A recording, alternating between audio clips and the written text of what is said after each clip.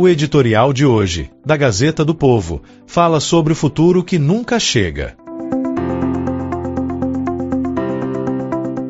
Em palestra que circula em forma de vídeo na internet, o economista Paulo Guedes, ex-ministro da Economia do governo Jair Bolsonaro, vem dizendo que o Brasil é a esperança do mundo e é a maior e melhor opção para alimentar uma população que pode chegar a 9,4 bilhões de habitantes por volta de 2050, quando depois começaria a diminuir.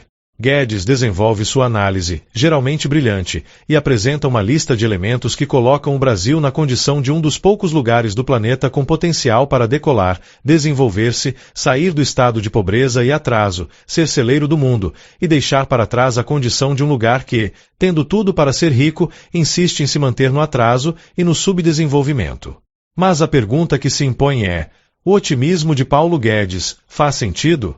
Em 2010, o Instituto Brasileiro de Geografia e Estatística, IBGE, fez o recenseamento da década, que foi um dos mais completos em razão do uso de modernas tecnologias de computação, tendo se tornado mais prático e eficiente conhecer o país, seus problemas e suas vantagens. Tomando por base o referido banco de dados, dois economistas, Fábio Giambiagi e Cláudio Porto, coordenaram a elaboração do livro intitulado 2022, Propostas para um Brasil Melhor no ano do bicentenário. Uma espécie de relatório técnico, apresentando a situação do país e fazendo projeções para o ano de 2022, quando o Brasil chegaria a 2 séculos de sua independência em relação ao Reino de Portugal. Naquela obra, que projetava 12 anos à frente, a mais profunda alteração prevista era de ordem demográfica. A previsão era de que a população de crianças, na faixa dos 5 aos 14 anos, iria diminuir em 6,5 milhões, de 34,1 milhões para 27,6 milhões. Enquanto a população com 60 anos ou mais deveria aumentar em 11,4 milhões de pessoas, de 19,3 milhões para 30,7 milhões. Na época, acreditava-se que somente essa mudança mudaria de tal forma o perfil da sociedade brasileira, que toda a transformação do país seria determinada por essa nova realidade. Pois a prévia do censo do IBGE de 2022 mostrava que a população de 5 a 14 anos baixou para 22 milhões de pessoas, uma queda maior que a prevista, enquanto a população acima de 60 anos aumentou para 32 milhões, um crescimento maior que o previsto. Para analisar o que é o Brasil hoje, quais aspectos estão melhores, quais estão piores e quais não se alteraram, as mudanças demográficas devem ser consideradas pelo efeito que produziram e vão produzir em todos os aspectos da economia, especialmente do produto, emprego, renda e nível de desenvolvimento. Como no período de 2010 até agora, o país não correspondeu em termos de crescimento, elevação da renda por habitante, diminuição das desigualdades, eliminação da miséria e redução da pobreza, o slogan Brasil, País do Futuro, continua apenas o título de um livro, escrito por um grande intelectual em 1941.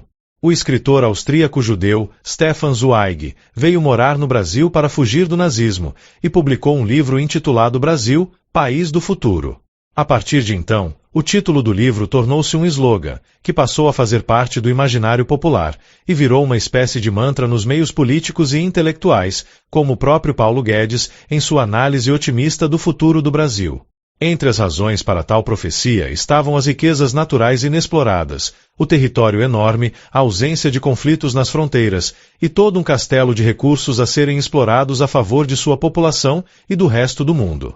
O que Zweig não considerou em sua profecia foi a grande capacidade dos governantes brasileiros em afastar o país do caminho do desenvolvimento. Dilma Rousseff, que governou desde o início de 2011 até agosto de 2016, colocou em seu plano de governo que 2 de seus objetivos eram: 1. Eliminar a pobreza extrema, a miséria, por meio da melhoria da renda e do emprego.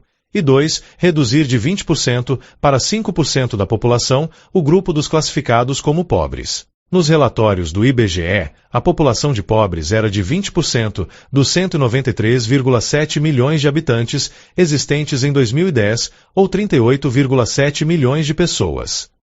E a população de extremamente pobres era de 7% da população total, 13,6 milhões de pessoas. Em relação à população brasileira de 2024, o quadro de miséria e pobreza não mudou, mesmo considerando que o número médio de filhos por mulher caiu de 1,9 em 2010 para 1,6 em 2022.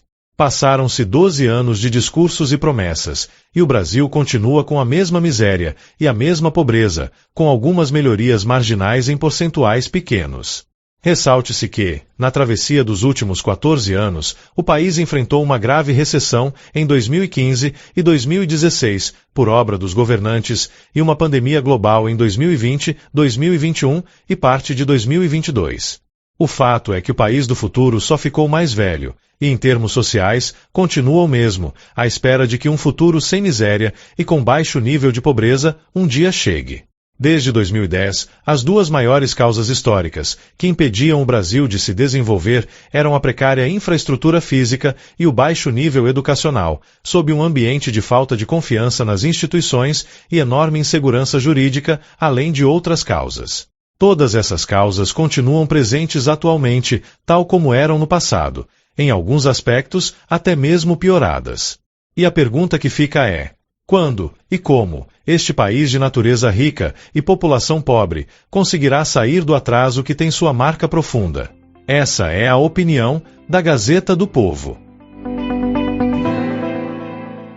Essa narração foi gerada por inteligência artificial, sob supervisão jornalística.